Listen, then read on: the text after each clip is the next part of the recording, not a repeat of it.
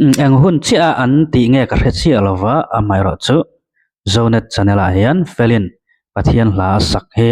an ron da chuaka chuan zailama bul atran na po hi pathian hla kha ni in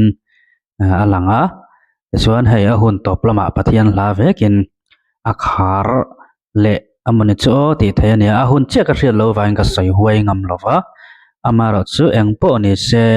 a hun top lama hi chuan pathian ngai na le pathian lam a in pek lu thuk zel tu na hi anei ni chuan a hriata tuna po hian atharau hi pathian nena a chol hadam nge yang te kan ring tlatane lal isua amata na local lal isua atuar sakna chanchin hla ron sa chu lal isua chau he pathian ma po metling zo mihring tamin chandam tur potling zo ania chu vain khovela min soi sel tu le min fak tu kan ti hrang hrang te po hian pathian ma min chandam turin sual la katanga min chandam turin tu ma tling zo van om lova ama la le su chau he tling zo a omane te he felipo hian a hlasa katang hian ron ti chiang em ane ngai thlang o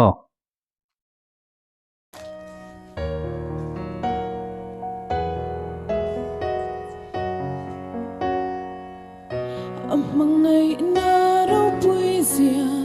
ako ngay na amaksi Fakilato thay lovin Tatuan na theng tulsu Kathay na zong zong tele Ang kim hiyan fagdo nila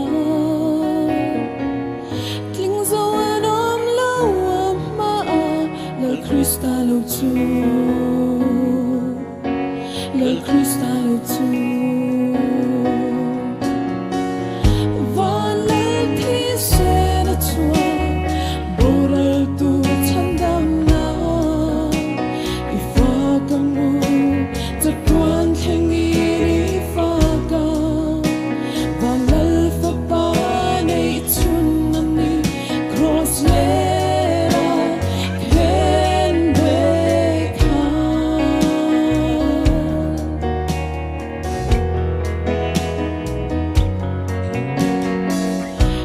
Tan tan lungay na musit le te du da na tui hale cross nat na to miswal ta na tuar na tu katuar ve ngai lovin mo she na ting reng khu katak sa le theng lung ta la Min kan na vangi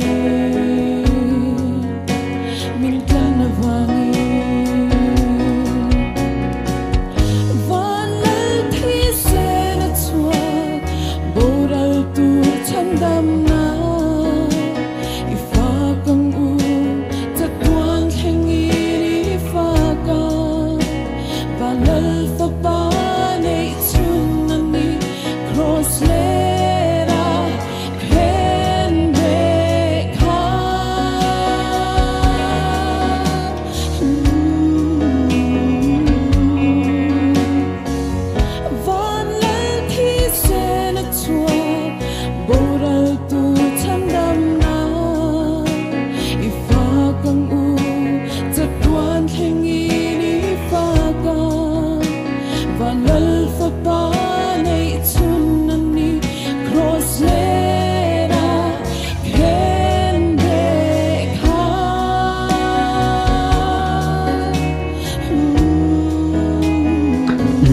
Yahan alo zo le ta azai hi alo thiam phian ka tia chuan a o te po hi moi dan reu hi aneya alung len thak ri te hi a wa te hi na oma